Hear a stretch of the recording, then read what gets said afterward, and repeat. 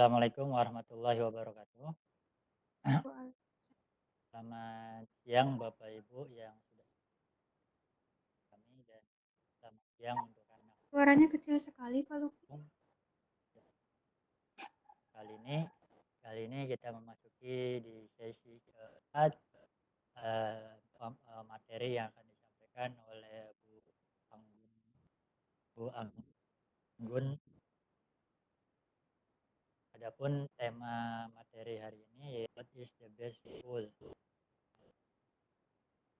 Seperti apa sekolah yang baik dan seperti apa sekolah yang terbaik. Eh, eh, kita dengarkan pemaparan dari kita akan pun nama Anggun Novita Permati SSI. Dia salah satu pengalamannya dia di dunia internet tapi dari marketing pun luas karena sebelum itu dia punya pengalaman di marketing. Alhamdulillah Bu Anggun ini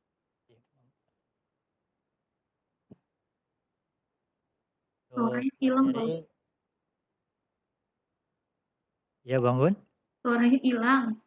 Ya sekarang udah kedengeran. suaranya hilang. Udah kedengeran, sekarang udah kedengeran. Baik. Ya, baik, untuk lebih singkatnya biar agar cepat selesai juga. Baik, materi yang keempat saya serahkan kepada Bu Anggun, maka silakan dipersilakan. Ya, terima kasih untuk Pak Luki selaku moderator saya pada siang hari ini. Selamat siang Bapak dan Ibu partisipan yang ada di room Vicon kami. Alhamdulillah masih semangat sampai siang. Mudah-mudahan apa yang kita bagikan di Vicon ini bisa bermanfaat untuk Bapak dan Ibu semuanya dan untuk para presenter ya. Oke, hari ini, siang hari ini saya mengambil tema tentang what is the best school. Alasannya kenapa sih saya mengambil tema ini? Yang pertama, karena ini musim mau pendaftaran PPDB Bapak dan Ibu.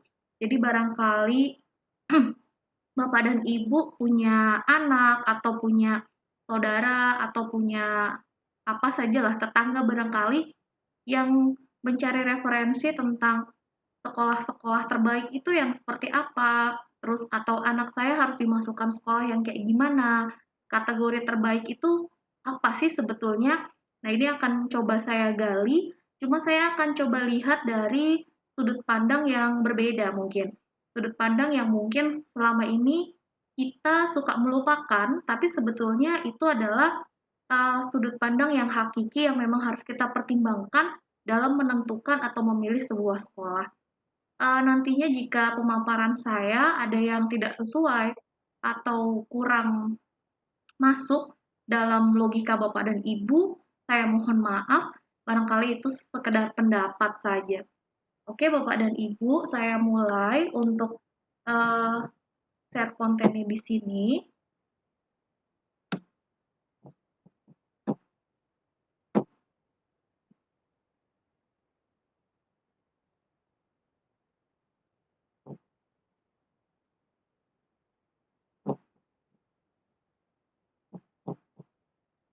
Oke, sudah terlihat belum Pak Luki untuk share kontennya? Apakah sudah terlihat? Ya,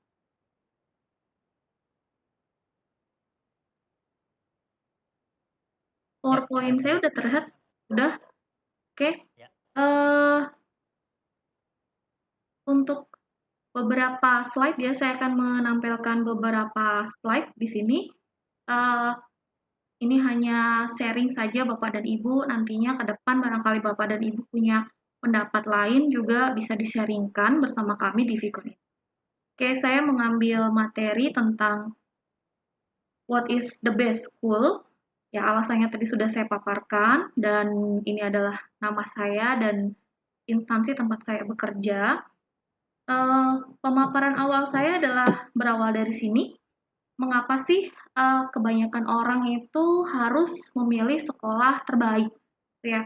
mengapa harus sekolah terbaik yang dipilih dan mengapa kebanyakan itu ingin mendapatkan sekolah terbaik. Saya coba melihat dari sudut pandang orang tua barangkali. Orang tua selalu ingin yang terbaik buat anaknya, termasuk juga untuk pemilihan sekolah atau institusi pendidikan. Itu yang pertama dari orang tua. Yang kedua adalah dari sudut pandang siswanya sendiri. Mengapa kebanyakan siswa itu ingin ada di sekolah terbaik? Yang pertama alasannya adalah para siswa ini akan punya kebanggaan tersendiri jika ada di sekolah terbaik, atau mungkin mereka punya target atau rencana khusus yang hanya bisa ditempuh atau yang mereka pikir bisa lebih mudah jika mereka ada di sekolah terbaik. Nah, sekarang kita lihat dari sudut pandang guru. Mengapa guru tuh senang gitu ya, atau misalnya berburu atau berebut untuk bisa mengajar atau apa ya, bekerja sama atau berada di sekolah terbaik. Alasannya simpel karena mungkin mereka bisa bekerja dengan kepuasan yang tersendiri. Ada kepuasan khusus ketika seorang guru bisa bekerja di sekolah terbaik. Atau kita lihat dari sudut pandang yang lainnya, seperti sudut pandang masyarakat sekitar misalnya, atau sudut pandang orang-orang yang lain, orang tendik atau tenaga pendidikan yang lain ketika berada di sekolah terbaik. Itu alasannya adalah mengapa harus sekolah terbaik? Ya karena ada kebanggaan tersendiri, gitu ya. Itu adalah beberapa sudut pandang yang coba saya angkat dan coba saya ungkap alasannya, mengapa beberapa pihak ini masih melihat atau berpatokan bahwa mengapa sih harus di sekolah terbaik. Barangkali ini bisa jadi sama atau bisa jadi juga berbeda dengan apa yang Bapak Ibu pikirkan atau Bapak Ibu tahu. Selanjutnya, setelah saya melihat sudut pandang ini, saya coba mengungkapkan sebetulnya apa sih itu sekolah terbaik. Ini adalah versi dari seorang ahli, Bapak Ibu, dalam bukunya yang berjudul The Best School, bahwa sekolah terbaik itu adalah sekolah yang mampu mendidik siswanya menjadi insan cendekia seutuhnya. Ketika kita melihat kalimat di atas, ini adalah satu PR berat, khususnya buat para guru. Mendidik insan cendekia seutuhnya. Yang seperti apa insan cendekia seutuhnya? Di sini dijelaskan bahwa insan cendekia seutuhnya itu ternyata adalah insan yang tidak hanya fokus pada wacana prestasi akademik, namun memahami bagaimana membangun perannya dalam suatu lingkungan dengan ilmu yang dimiliki. Terlihat sangat simpel, tapi ini luar biasa sulit Bapak dan Ibu.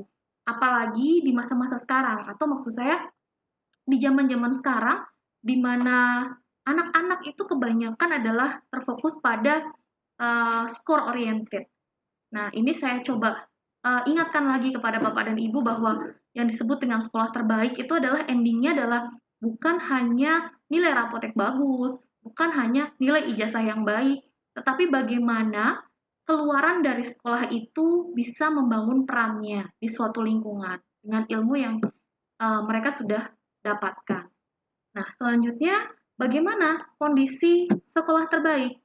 Nah, ini adalah beberapa rangkuman yang bisa saya ambil dalam bukunya The Best School tadi, bahwa sekolah terbaik itu yang pertama adalah tidak membuat score oriented. Pada sekolah terbaik, dari awal hingga akhir, dari input sampai output, tidak ada yang namanya score oriented.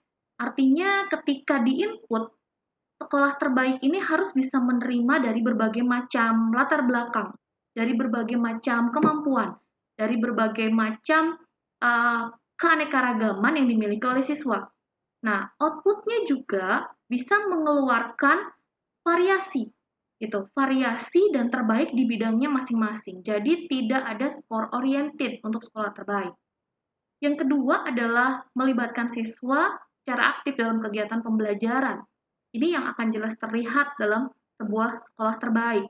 Artinya, siswa tidak hanya duduk manis, mendengarkan dan mendapatkan materi, tetapi juga terlibat dalam pencarian materi atau mungkin dalam pembuatan materinya sendiri. Selanjutnya adalah mengembangkan semua kompetensi dan kualitas. Nah, barangkali Ini yang sering terlupa oleh Bapak dan Ibu, termasuk saya juga kadang-kadang suka lupa nih tentang yang ini. Mengembangkan semua kompetensi dan kualitas. Jadi, apapun yang anak-anak itu miliki, itu kita sebut sebagai kualitas mereka. Dan apapun yang mereka punya ya, itu kita sebut sebagai kompetensi. Jadi kompetensi itu adalah sesuatu yang memang bisa kita kembangkan, kita bisa gali, dan kualitas itu adalah sesuatu yang memang sudah berkembang baik gitu. Jadi ada anak yang mungkin sudah berkembang baik di lukisnya atau sudah berkembang baik di musiknya. Nah, itu dalam sekolah terbaik itu harus bisa lebih berkembang. Kualitas itu harus bisa lebih berkembang.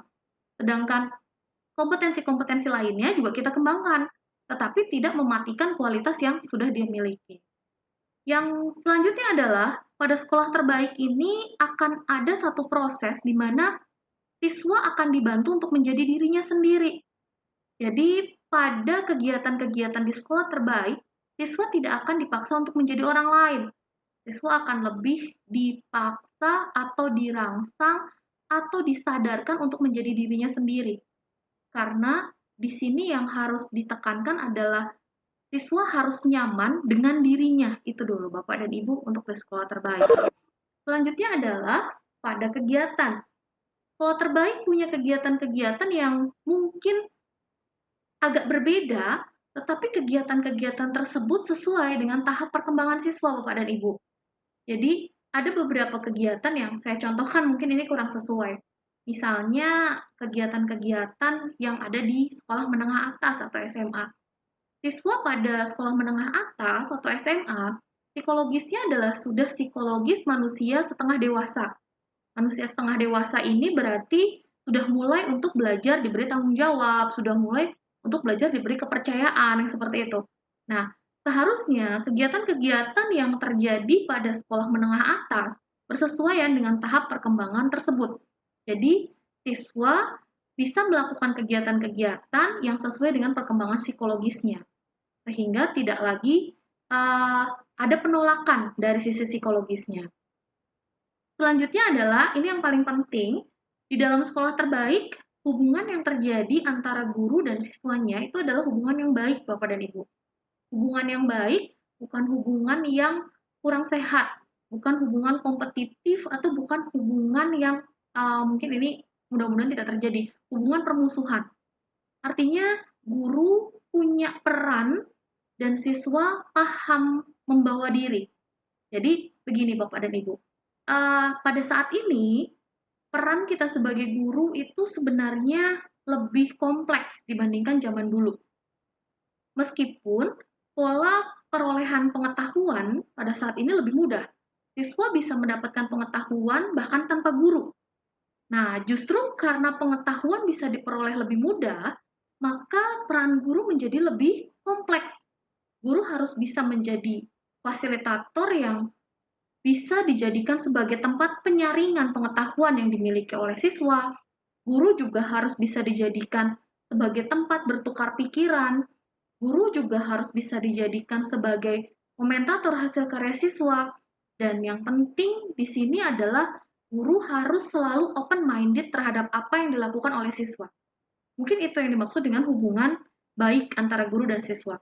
Tidak ada justifikasi, tidak ada senioritas barangkali, atau tidak ada pemahaman bahwa guru jauh lebih memahami. Karena pada saat ini dengan perkembangan teknologi bisa jadi siswa kita lebih kaya Bapak dan Ibu. Siswa kita lebih lebih banyak tahu dibandingkan kita.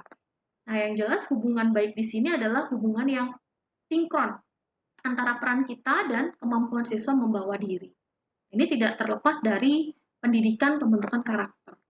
Nah, itu kurang lebih beberapa hal yang harusnya ada pada sekolah yang menyebut dirinya sebagai sekolah terbaik.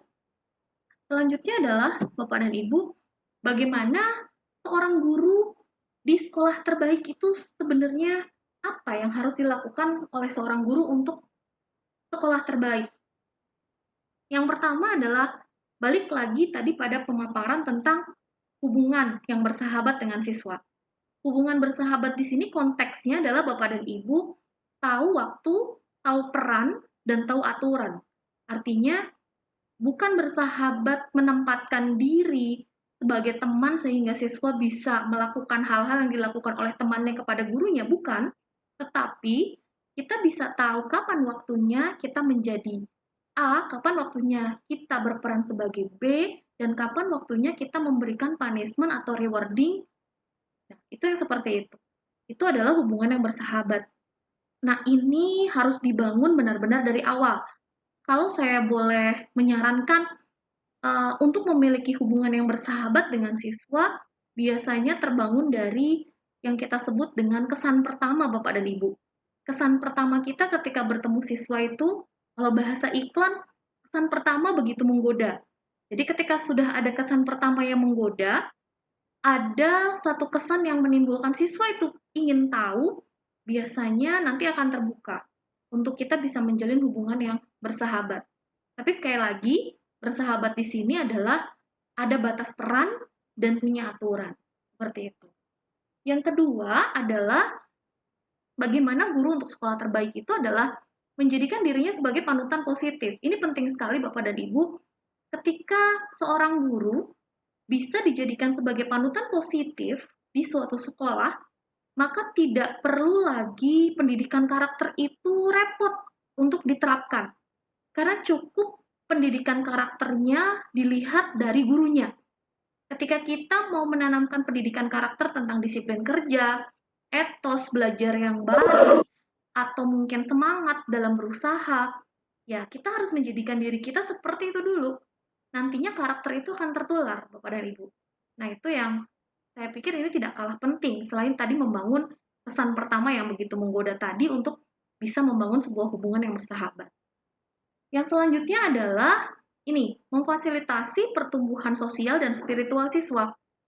Ini Bapak dan Ibu yang kebanyakan dari guru melupakan.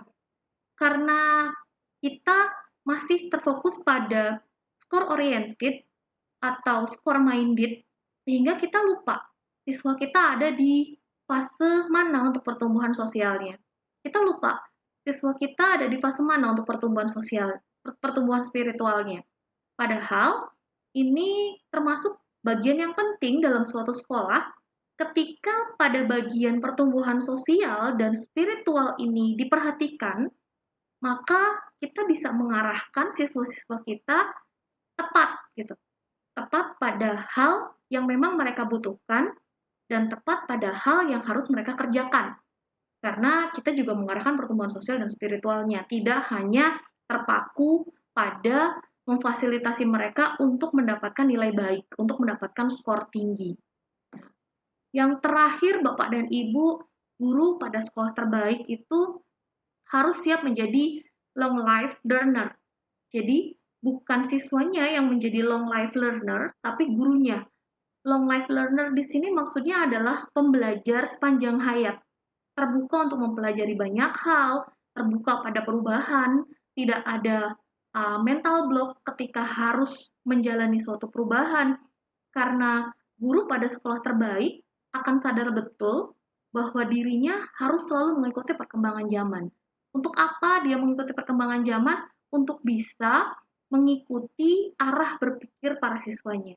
Nah, ini mungkin syarat yang paling berat kalau menurut saya, karena kebanyakan Bapak Ibu guru mungkin sudah lelah atau berasa udah tua, udah capek untuk belajar banyak hal, sehingga ketika ada perubahan, ketika ada yang harus diganti sedikit, akhirnya membuat mental block gitu. Jadi udah nggak mau gitu ya. Saya ambil contoh, misalnya gini Bapak dan Ibu, penggantian kurikulum yang belakangan ini cepat sekali bergantinya gitu. Dari mulai kurikulum A, B, C gitu ya. Waktunya mungkin belum sampai 1-2 tahun sudah ganti lagi, revisi lagi dan lain sebagainya. Jika gurunya tidak memiliki mental long life learner atau tidak mau menjadi pembelajar sepanjang hayat, maka yang timbul adalah tumpukan keluhan dan apa ya, cacian dan makian untuk si pembuat kurikulumnya. Mungkin di awal rasa lelah atau rasa capek itu wajar, karena kita selalu dituntut untuk membuat perubahan. Yang ini belum selesai, berubah lagi, yang ini belum selesai, itu berubah lagi. Tapi lelahnya kita dan keluhan kita di awal itu tidak boleh berkepanjangan. Karena apa? Kita tidak bisa lari dari perubahan. Endingnya mau kita ngeluh terus atau mau kita maki-maki terus, itu sama dengan kalau kita jalanin dan kita coba terima. Yang ada pilihannya untuk seorang long life learner, mengeluh di awal itu nggak masalah. Endingnya terima dan pelajari.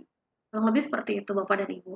Nah, itu yang bisa saya paparkan tentang hal-hal yang mungkin berhubungan dengan sekolah terbaik.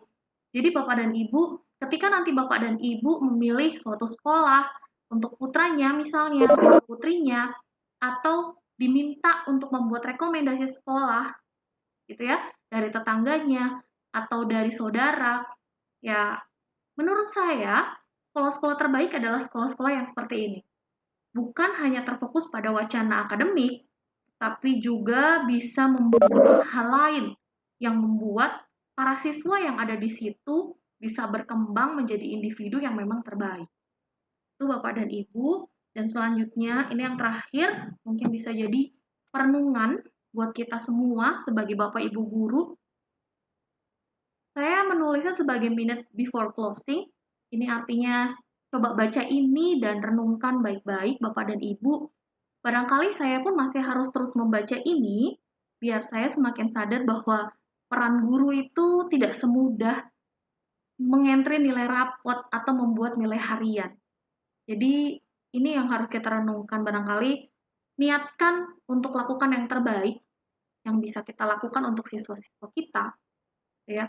Sehingga nantinya siswa-siswa kita itu tidak hanya bisa jadi siswa terbaik di sekolah terbaik, tapi mereka bisa jadi manusia yang memberikan manfaat terbaik untuk lingkungan sekitarnya. Barangkali itu Bapak dan Ibu yang perlu kita jadikan perenungan setelah kita memutuskan untuk menjadi guru, untuk menjadi tenaga pengajar. Karena yang perlu saya ingatkan kembali Bapak dan Ibu, kalau hanya untuk getting knowledge, untuk memberikan pengetahuan, untuk memberikan ilmu ya, siswa itu sebetulnya tidak butuh sosok guru. Tetapi guru punya peran yang lebih kompleks dari sekedar untuk memberikan atau transfer pengetahuan. Jadi yang harus disadari betul adalah bukan kita harus men-sharingkan pengetahuan, tapi kita harus men-sharingkan banyak hal sehingga membuat mereka bisa jadi lebih bermanfaat dari kita untuk lingkungan. Ya, kurang lebihnya begitu Bapak dan Ibu yang bisa saya sampaikan. Mohon maaf kalau dalam penyampaian atau dalam bahasa ada yang dirasa kurang setuju atau tidak sependapat. Yang ingin coba saya lakukan adalah hanya sekedar sharing dengan Bapak dan Ibu yang sama-sama rekan guru juga.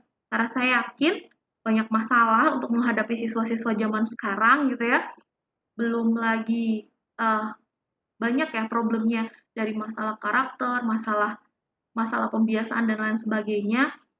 Ya kompleks, begitu kompleks. Ketika teknologi semakin canggih, permasalahan akan semakin kompleks. Tapi mudah-mudahan dengan renungan yang saya buat di akhir ini, kita bisa tersadarkan gitu bahwa oh iya peran guru itu ada di titik itu sebetulnya dan itu mungkin yang jadi menjadikan guru jauh lebih bernilai dibandingkan profesi yang lain. Oke, saya pikir begitu untuk sharing materinya. Saya kembalikan ke Bapak Luki. Silakan Pak Luki.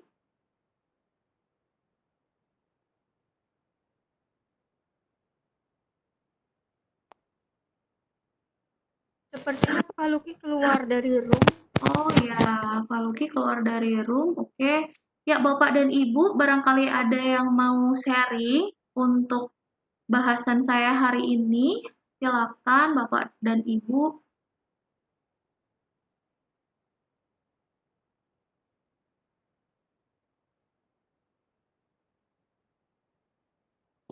Suaranya menghilang. Oke. Oke. Mungkin dari Bapak Ibu ada yang mau bertanya atau sharing mengenai materi yang disampaikan oleh Bu Anggun tadi. Mangga Bapak Ibu, dan diingatkan untuk presensi, mangga udah bisa diisi, Bapak Ibu bisa cek di room chat-nya. Oke, ada Bu Pak Tuti. Udin mungkin Pak Udin mungkin ada yang mau disampaikan, Pak Nandang, Bu Tuti, mangga. Ya, Bu Tuti silakan. Ini suaranya kedengeran nggak? Ya, kedengaran cuman putus-putus Bu Anggun. Putus-putus. Sepertinya sinyal ya. Oke. Ya, sepertinya Kedengaran, sinyal.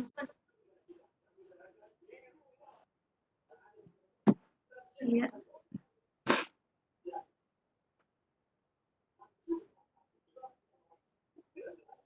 Ya, silakan Bu Tuti. Ya, Suaranya Bu Anggun. putus-putus. Ya.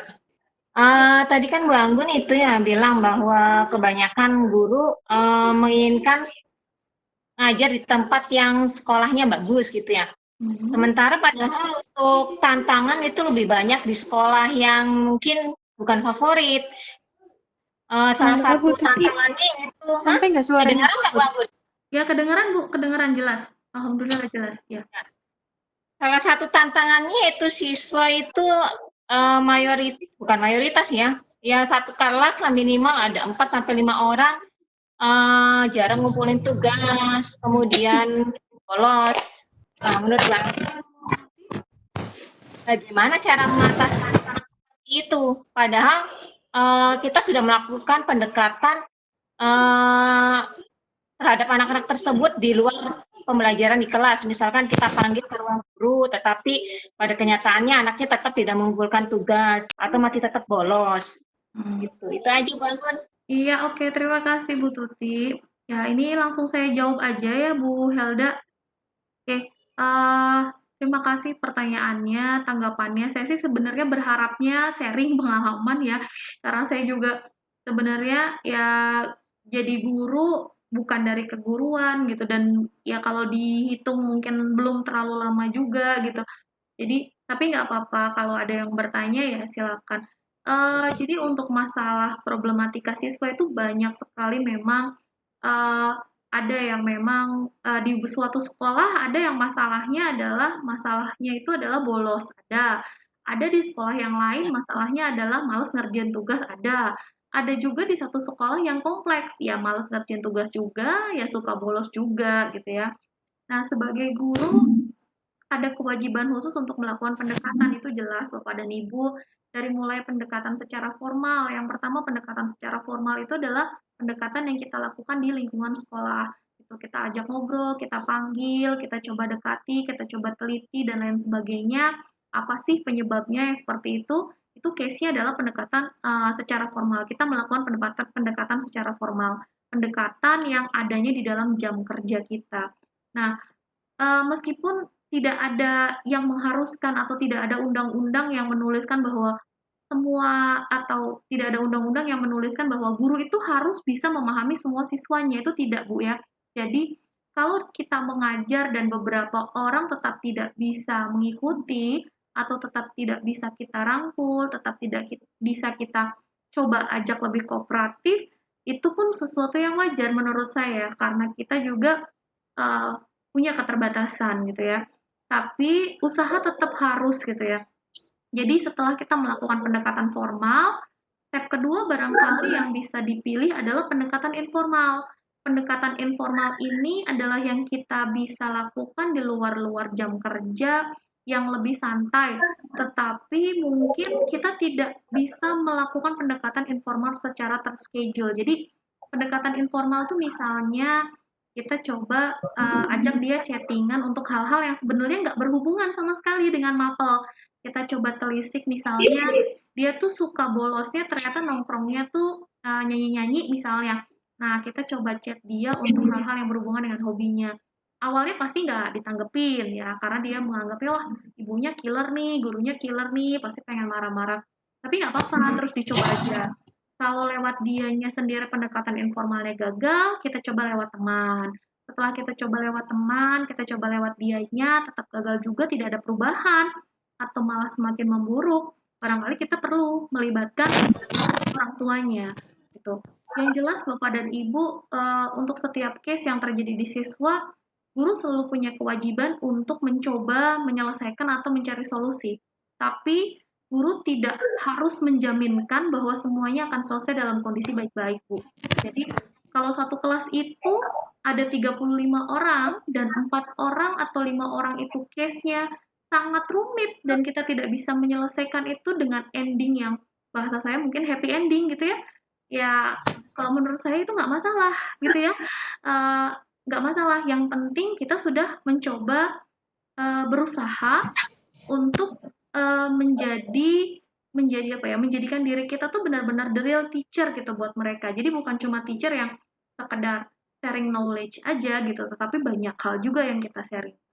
Seperti itu kurang lebih Bu Tuti, mohon maaf nih kalau kurang sesuai karena kayaknya ini pengalaman saya sama pengalaman Bu Tuti banyakan Bu Tuti ya. Cuma nggak apa-apa sih, itu sih sekedar sharing aja, ya barangkali uh, bisa gitu ya. Jadi kadang-kadang kalau di luar lingkungan formal, siswa itu jauh bisa lebih nyaman, bisa lebih terbuka. Begitu Iya, Bu makasih Bu Tuti. Anggun. Iya, sama-sama. Ada pertanyaan dari Pak Nandang nih Bu Anggun. Oke, ya ini saya Sepertinya baca juga. Sepertinya secara sistem di Indonesia dewasa ini baru start untuk mewujudkan the best school. Menurut Bu Anggun atau yang lainnya bagaimana? Iya, oke ini ada menurut Bu Anggun dan yang lainnya. Berarti yang lainnya boleh sharing juga nih Bapak dan Ibu ya, bukan cuma Boleh saya sharing. ya. Ya, siapapun soalnya Pak Nandang ngasih tag-nya nih yang lainnya, berarti yang lainnya boleh sharing ya. Oke, ini menurut saya ya Bapak, memang sistem pendidikan kita ini, kalau menurut saya pribadi memang selalu atau terus berusaha untuk melakukan perbaikan-perbaikan gitu ya, dengan menjadikan beberapa negara maju yang di bidang pendidikan itu sebagai acuan. Cuma memang dari yang sudah berjalan, itu permasalahan pendidikan di Indonesia itu memang sangat kompleks gitu ya. Jadi untuk membuat suatu perubahan menjadi lebih baik mungkin butuh tahapan dan yang jelas pasti butuh waktu. Dalam artian Bapak dan Ibu mungkin lelah dengan perubahan-perubahan kurikulum yang sebenarnya arahnya mau kemana sih ini dari kurikulum 13 revisi lagi gitu. Apalagi sekarang ada pergantian lagi dari UN berubah jadi AKM gitu ya. Perubahan-perubahan seperti itu memang sebenarnya melelahkan. Cuma yang saya pahami yang sedang dilakukan sebenarnya adalah berusaha untuk memperbaiki gitu ya. Seperti pola UN ke AKM. Ya, satu sisi saya setuju, satu sisi juga saya nggak setuju. Dalam artian gini, memang kalau kita lihat soalnya, antara soal UN dengan soal AKM jauh berbeda bobotnya. Pada soal UN, itu penyelesaiannya gampang sekali Bapak dan Ibu hiring untuk join sama bimbingan belajar dan semua terselesaikan. Tidak ada tuntutan anak untuk berpikir kritis, bagaimana menyelesaikan masalah, dan lain sebagainya. Padahal kompetensi yang diminta itu yang kita sebut dengan kompetensi yang harus disiapkan untuk revolusi 4.0 itu salah satunya adalah critical thinking. Tetapi kalau model soal yang yang disajikan dalam bentuk evaluasi modelnya seperti soal UN, ya saya pikir selamanya anak tidak akan bisa kritis gitu. Nah, makanya pemerintah mencoba dengan mengevaluasi dari bentuk AKM yang juga tapi tidak dijadikan sebagai acuan untuk kelulusan gitu. Itu adalah pancingan buat teman-teman siswa untuk lebih mengembangkan literasi, numerasi dan kemampuan berpikir critical thinking-nya. Ya berat memang untuk perubahan di awal berat memang karena tidak terbiasa. Cuma memang harus dimulai barangkali. Kita harus mulai sedikit menghindari bentuk soal-soal hafalan, soal-soal yang bentuk pilihan ganda yang seperti games gitu Bapak dan Ibu yang kalau kita tutup soalnya sebenarnya jawabannya udah kelihatan gitu ya. Yang seperti itu barangkali harus bisa mulai kita kurangi karena apa? Mungkin nantinya kompetensi yang harus dimiliki anak-anak kita ya tidak lagi sekedar menebak jawaban gitu, tetapi harus berpikir jawaban itu dari mana. Jadi kalau menurut saya, Pak Nandang, ya start untuk the best school mungkin iya, cuma mungkin masih awal-awal ya. Kita sih sebagai pelaksana di bawah coba ngikutin dan yang jelas jangan blocking sama perubahan gitu. Apa yang kita bisa isi atau kita bisa lakukan dalam perubahan yang dibuat ya lakukan saja. Kurang lebih begitu, Pak Nandang itu menurut saya. Silakan menurut yang lain, barangkali ada yang mau sharing.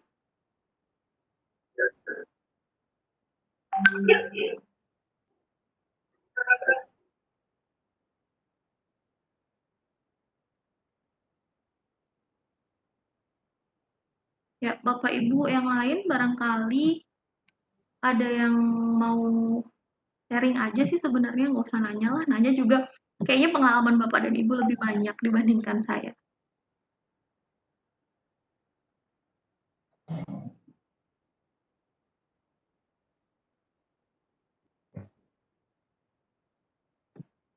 Oke, mangga Bapak Ibu barangkali ada yang mau bertanya. Ini Pak Luki masih belum bisa masuk ya? Ya, Bapak Ibu, mohon maaf karena sepertinya room sayanya keluar mendadak ini mencoba untuk masuk nggak masuk-masuk. Jadi saya pinjam punya Bu Desi dulu. Mangga Bapak Ibu barangkali ada yang mau ditanyakan atau sedikit sharing dengan Bu Anggun mengenai bagaimana tips memilih sekolah yang baik untuk anak Bapak Ibu sendiri atau barangkali ingin membentuk sekolah yang baik seperti apa? Mangga silakan.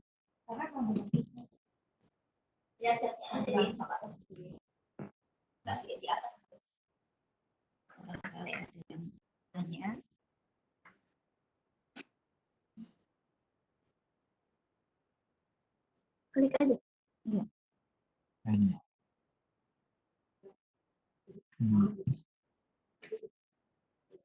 Ya, ini ada chat dari Pak Nandang, Bu Anggun. Ya, Ada chat dari Pak Nandang katanya, sepertinya secara sistem di Indonesia dewasa ini baru start untuk mewujudkan the best school. ya yang itu Menurut udah Bu Pak, Anggun, yang itu udah oh bawahnya, udah, bawahnya, bawahnya. oh saya ketinggalan ya. Iya, nggak apa-apa. Bu, kalau selama belum ketinggalan kereta nggak apa-apa Pak. Iya, Iya, ini yang saya bawahnya Pak. ketinggalan jauh ya. Ya Iya, Allah, ya mohon maaf Bapak Ibu ya. Ini ya, yang di bawahnya. dari Yang betul kata upaya. Pak Nandang ya. Maaf. Berarti disambung karena memang harus ada ininya, rehat dulu. Oke, Pak Luki, pertanyaan dari Pak Nandang yang berikutnya adalah upaya yang dilakukan selalu terbentur dengan kepentingan lain. Di satu sisi berupaya untuk mewujudkan manusia Indonesia seutuhnya sesuai tujuan pendidikan nasional, di sisi lain kita dikekang dengan oriented score. Itu gimana Bu Anggun? Ya, oke. Ya, Bapak, ini terima kasih. Ini juga yang mungkin banyak Bapak dan Ibu alami ya, Bapak dan Ibu. Tapi mungkin Pak Nandang nih dikekang dengan oriented score karena memang Pak Nandang kebetulan ada di salah satu SMA negeri yang saya bisa bilang cukup diperhitungkan di kabupaten gitu ya. Jadi kayaknya kalau nilainya nggak bagus itu agak beban juga ke gurunya gitu ya. Tapi kalau menurut saya gini Bapak dan Ibu, sebetulnya kalau kita hanya berfokus, jadi harus begini, harus berusaha bagaimanapun harus bisa imbang gitu antara oriented score-nya dengan pengembangan spiritual dengan sosialnya. Jadi kalau sudah ada di sekolah-sekolah bagus ya, kayak sekolahnya Panandang ini kan termasuk kalau di Kabupaten Cirebon ini cukup diperhitungkan gitu ya. Nah, itu barangkali memang nggak bisa lepas dari oriented score gitu ya. Dari score oriented itu nggak bisa lepas. Tapi yang bisa kita lakukan adalah mengajarkan atau memberikan pembiasaan tentang bagaimana caranya atau tentang bagaimana atau seberapa kerasnya sih usaha untuk mendapatkan good score-nya itu jadi Bapak dan Ibu. Jadi yang harus kita tanamkan di sini pada siswa adalah bahwa good score itu tidak datang dengan tiba-tiba gitu. Kalau kamu mau good score ya berarti kamu harus good process gitu. Kalau kamu sudah melakukan good process itu pun bukan ada jaminan akan ada good score gitu. Perlu ada good-good yang lainnya juga, ada good attitude, good prayer juga yang seperti itu. Nah, itu yang harus kita tanamkan. Barangkali di awal ini berat banget Pak, berat banget dalam artian gini, apalagi anak-anak zaman sekarang ya Bapak Ibu ya. Anak-anak zaman sekarang itu scoring itu sudah menjadi tujuan utama dalam suatu pendidikan. Mereka mau sekolah di SD, SMP, SMA, kalau sekolahnya itu terfokus pada wacana akademis gitu ya, pasti mereka akan terbawa untuk score oriented. Jadi dan hasilnya kita bisa lihat Bapak dan Ibu. mereka akan melakukan berbagai macam cara hanya untuk mendapatkan a good score gitu. Jadi untuk dapat nilai baik itu apapun lah, selagi gurunya nggak tahu atau bahkan ada beberapa siswa yang gurunya tahu juga cuek gitu. Mau copy paste, mau asal nyalin, mau apa, pokoknya gimana pun caranya lah gitu ya. Tetap kita harus mendapatkan nilai baik gitu. Nah, itu yang terjadi pada siswa zaman sekarang. Makanya mungkin yang harus diubah dari gurunya mungkin adalah model penilaiannya Bapak dan Ibu. Jadi untuk ending good score itu kita harus punya juga penilaian awalnya gitu.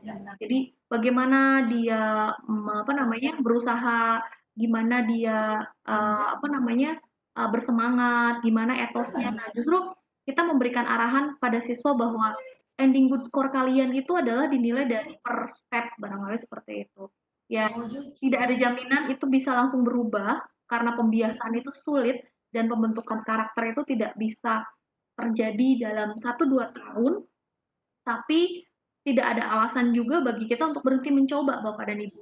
Artinya, ketika kita mulai menilai dari penilaian awal untuk mendapatkan nilai baik adalah bagaimana respon kalian ketika mendapatkan tugas ini. Itu sudah mulai kita ambil penilaiannya barangkali. Sehingga siswa yang responnya biasa-biasa aja, tetapi ending hasil tugasnya bagus, ya tetap nggak bisa dapat hasil yang memuaskan. Barangkali pola kerja penilaiannya yang harus agak diubah sedikit, Bapak. Meskipun ya itu juga tidak bisa instantly ya. Maksud saya kita menerapkan ini dan itu apa namanya working well itu nggak bisa juga. Tapi yang harus kita lakukan adalah mencoba lagi, mencoba lagi, mencoba lagi. Karena mungkin nantinya sebenarnya ini juga yang mau saya sampaikan, orientasi pada nilai baik itu sebenarnya adalah mungkin itu ya sebenarnya yang menjadi cikal bakal terbentuknya mental koruptor gitu loh Bapak dan Ibu. Jadi karena kita membuat suatu orientasi scoring pada institusi pendidikan, gimana cara dapat nilai bagus. Nah, itu tertanam sampai ke mereka kerja, sampai ke mereka ada di dunia masyarakat. Akhirnya yang mereka pikirkan adalah hanya memikirkan uh, gimana dapat yang bagus, gimana dapat yang bagus, gimana dapat yang bagus gitu. Tanpa mereka peduli how-nya gitu, caranya gitu. Jadi pokoknya dapat bagus, dapat bagus, dapat bagus gitu. Tapi mereka lupa gitu. Oh ini tuh harus ada stepnya, oh ini harus ada prosesnya. Barangkali gitu Bapak. Jadi ya prosesnya barangkali yang harus sedikit kita sabarin lagi lah. Itu aja Pak. Mohon maaf nih kalau kurang berkenan jawabannya. Terima kasih Pak Nandang pertanyaannya, responnya luar biasa nih instruktur yang satu ini. Salut lah saya. Itu aja.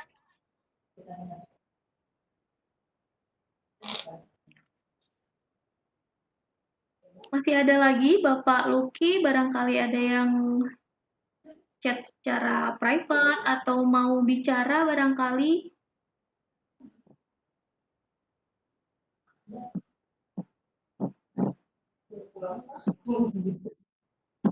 Iya, mohon maaf Bapak Ibu, baru bisa masuk. Iya, oh pindah lagi ya Pak Luki. Iya, mohon maaf ini baru bisa masuk.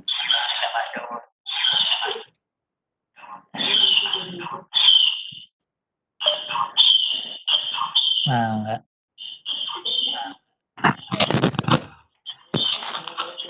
Nah, Bapak Ibu yang lainnya barangkali ada pertanyaan atau ada ini, silakan bisa chat ataupun bisa angkat tangannya atau bisa bertanya langsung.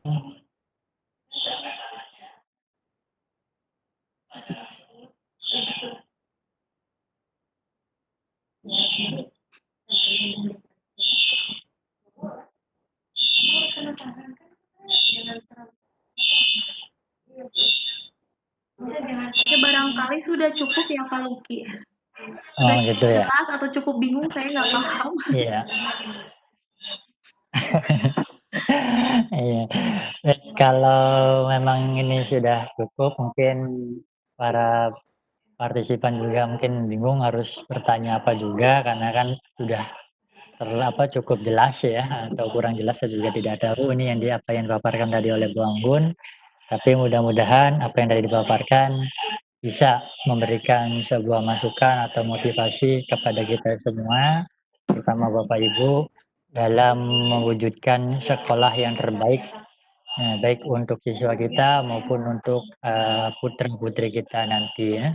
Intinya jangan sampai salah memilih sekolah, karena bagaimanapun juga di zaman milenial ini adalah pendidikan prioritas utama, garda terdepan untuk pembekalan masa depan anak-anak kita. Ya, Itu ada itu saja. pertanyaan Pak Oh, Luki. ada lagi nih. Ya, di Oh, room ada chat. lagi nih. Ini ada Ya. pertanyaan. It answer. Sebenarnya kategori sekolah dari Ibu siapa nih? Kategori Oh, sekolah dari Mbak Mari. Sebenarnya kategori sekolah terbaik itu akan muncul dari predikat sekolahnya itu sendiri atau menurut pribadi siswanya. Oke, ya ini saya coba jawab nih ya. Eh, kategori atau predikat itu tidak bisa muncul dari orang itu sendiri ya. Jadi misalnya gini, saya ambil contoh yang sederhana deh, pokoknya gini. Saya udah dandan nih mati-matian, saya udah dandan, saya udah pakai full make up gitu ya, saya udah pakai apa namanya dress gitu ya, saya udah pakai high heels gitu ya. Oke, saya udah dandan lah, pokoknya selayaknya artis gitu ya. Tapi saya tidak bisa memberikan justifikasi bahwa saya ini cantik atau saya tidak bisa mengumumkan kepada dunia gitu kalau dengan dandanan saya seperti ini nih saya layak untuk disebut dengan beautiful girl atau beautiful woman. Itu nggak bisa. Tapi orang lain yang melihat nanti, orang lain yang memandang. Jadi ketika saya didandanin dengan full make up, dengan dress gitu ya, dengan high heels, ya pokoknya udah ala-ala artis lah gitu ya, atau misalnya ala-ala mbak-mbak Korea gitu barangkali ya. Nah, bisa jadi orang yang memandang mungkin lebih menganggap, "Kok aneh ya? Kok culun ya? Kok nggak jelas ya?" Gitu, dibandingkan dengan ketika saya berpenampilan, usual gitu. Jadi, no make up, terus pakainya juga biasa gitu, ya seadanya. Nah itu jadi begitupun dengan sebuah sekolah, predikat terbaik ataupun tidak terbaik, itu sebetulnya adalah tidak disematkan dari sekolahnya itu sendiri. Jadi yang harus dipahami oleh Bapak dan Ibu, sekalipun ada sekolah yang bilang bahwa sekolah itu adalah sekolah terbaik gitu ya. Nah, kita jangan langsung percaya Bapak dan Ibu, karena kalau predikat itu datang dari sekolahnya sendiri, berarti belum ada bukti Bapak dan Ibu. Justru yang harus kita percaya adalah dari penilaian masyarakat sekitar, dari penilaian siswa yang pernah di situ, dari penilaian orang-orang yang pernah apa ya menerima servis atau jasa dari sekolah itu gitu. Jadi predikat itu untuk apapun saya pikir bukan hanya untuk sekolah. Untuk apapun sebuah predikat itu hanya diberikan lewat penilaian orang lain, bukan dari pribadi yang kuat gitu. Jadi kalau saya memberikan predikat saya itu adalah wanita tercantik setelah saya dandan, tapi itu kata saya, itu bukan predikat namanya, itu lebih tepatnya narsis ya mungkin ya. Kurang lebih seperti itu jawabannya, tapi mohon maaf ini kalau kurang sesuai. Iya. Jadi begitu ya Mbak Maria, artinya disimpulkan bahwa predikat itu bukan dari pribadi sekolahnya, tetapi harus dari orang yang sudah mengalami dan dari penilaian orang lain ya, seperti itu.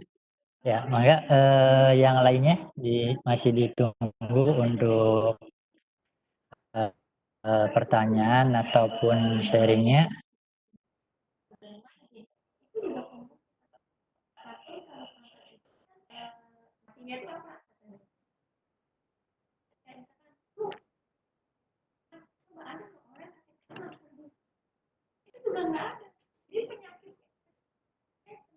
Oke, kalau sudah tidak ada, Oh, ya. pikir cukup ya Pak Luki barangkali. Iya, baik. Satu statement lagi deh saya coba ingetin aja Bapak dan Ibu, ketika Boleh. Bapak dan Ibu ingin memberikan atau memilihkan sekolah terbaik untuk putra-putri Bapak, atau untuk sanak saudara, atau untuk merekomendasikan, sekedar merekomendasikan, barangkali Bapak dan Ibu perlu menilik secara keseluruhan, bukan hanya dari bangunan fisik ya, bangunan fisik sekolah, bukan dari pencapaian kompetensi lulusan gitu ya, tapi coba Bapak dan Ibu lihat lebih dalam gitu ya, bagaimana situasi atau kondisi guru-gurunya gitu. Ini juga yang pengalaman saya ketika saya harus menentukan saya akan memasukkan sekolah anak saya, sekolah mana yang saya pilih, yang pertama kali saya lihat itu adalah kondisi teman-teman gurunya gitu. Jadi ketika akhirnya saya menentukan sekolah A untuk anak-anak saya, kenapa harus di sekolah A sih, Bu gitu ya? Kenapa bukan di sekolah yang lain? Yang pertama saya tidak melihat dari fisik atau bukan melihat dari achievement atau prestasi-prestasinya bukan, tapi saya melihat teman-teman guru di sekolah itu sering sekali beberapa kali pelatihan itu selalu bertemu dengan saya gitu. Dari mulai pelatihan-pelatihan formal yang dilakukan atau diadakan oleh dinas, sampai pelatihan-pelatihan yang hanya sekadar bedah buku, atau pelatihan-pelatihan oleh pembicara yang informal gitu. Tapi itu sering banget teman-teman guru dari sekolah itu tuh join di pelatihan itu jadi satu parameter saya bahwa sekolah ini support banget untuk mengupgrade gitu kemampuan guru-gurunya, untuk mengembangkan potensi guru-gurunya. Nah itu yang saya jadikan parameter pertama barangkali. Ketika sekolah mendukung upgrading akan kemampuan dan kompetensi gurunya, berarti sekolah ini siap menerima perubahan. Dan ketika sekolah siap menerima perubahan, artinya perubahan yang nanti akan dialami siswa juga pasti kan akan terjadi tuh Bapak dan Ibu. Dan artinya sekolah ini siap. Itu barangkali Bapak dan Ibu rekanan atau apa ya, pengalaman saya aja sih, pengalaman saya ketika akhirnya saya harus menentukan, oh ini loh anak saya harus bersekolah di sini dan kebetulan mungkin itu barangkali ada yang berpendapat, ah itu nggak terlalu cocok bisa jadi, tapi kalau saya kemarin karena anak saya juga masih SD ya, dua-duanya masih SD dan saya tertarik dengan sekolahan anak saya ini, ya awalnya karena itu. Kenapa guru-gurunya itu rajin banget untuk ngikutin banyak hal gitu. Dari mulai pelatihan-pelatihan formal, pelatihan-pelatihan informal, dan implementasi di sekolahnya itu kelihatan gitu, jelas gitu. Dari situ saya melihat, wah ini sekolahnya open minded banget gitu, terima perubahan banget gitu. Guru-gurunya difasilitasi terus untuk upgrade kemampuan gitu. Dan itu yang menjadi apa ya first impression saya gitu. Jadi apa ya kesan pertama saya sampai akhirnya saya menjatuhkan pilihan bahwa oh ini kayaknya the right choice nih gitu dan alhamdulillah ya tepat ternyata itu. Itu aja Bapak dan Ibu barangkali bisa dijadikan apa ya ya entah sih bisa berlaku untuk Bapak dan Ibu atau tidak, tapi saya melakukan itu. Ya gitu aja Pak Luki, terima kasih banyak nih uh, waktunya dan sudah dipandu. Gitu ya.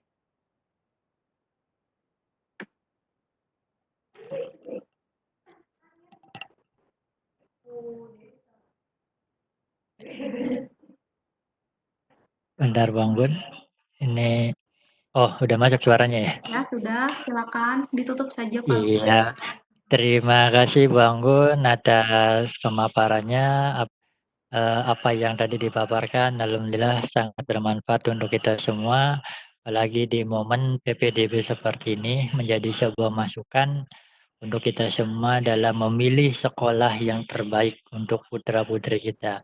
Ya, sesi yang keempat mohon saya izin untuk ditutup dengan membaca hamdalah. Alhamdulillahirrabbilalamin. Assalamualaikum warahmatullahi wabarakatuh. Mangga Bu Helda. Ya, baik terima kasih untuk Bu Anggun yang sudah memaparkan materinya tentang what is the best school ya. Jadi kita lebih tahu lagi seperti apa sih guru yang terbaik dan sekolah yang terbaik itu ya. Terima kasih Bu Anggun untuk sharing ilmunya hari ini. Baiklah Bapak Ibu, saya ingatkan lagi untuk referensi Angga sudah bisa diisi ya Bapak Ibu, bisa cek di chat room. Baiklah Bapak Ibu, saya akhiri aja untuk info hari ini, sesi 4 ini. Terima kasih atas kehadirannya. Dan saya ucapkan wassalamualaikum warahmatullahi wabarakatuh. Waalaikumsalam warahmatullahi wabarakatuh. Tuh Bude mulai lagi Bude. Barangkali Pak Nandang atau Pak Ya Udi kan? mau memberikan kritiknya, mangga. Masih muncul kalau layarnya sih, tapi suara saya mau keluar nggak coba? Enggak kan? Masuk nggak suaranya? Enggak kan? Chatnya juga hilang semua di saya tuh. Pindah ke wifi nih. Kalau pakai ini hotspot suaranya potong-potong. Gambarnya ada, tapi kalau pakai ke wifi tiba-tiba sekarang mendadak ini. Keluar nih. Belum di-lift. Nah, lift aja dulu lah.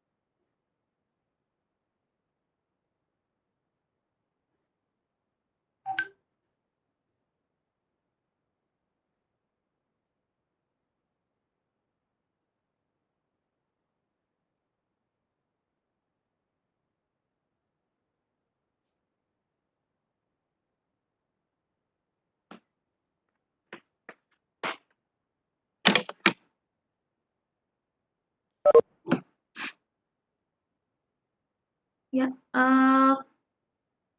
gimana Pak Nandang atau Pak Udin barangkali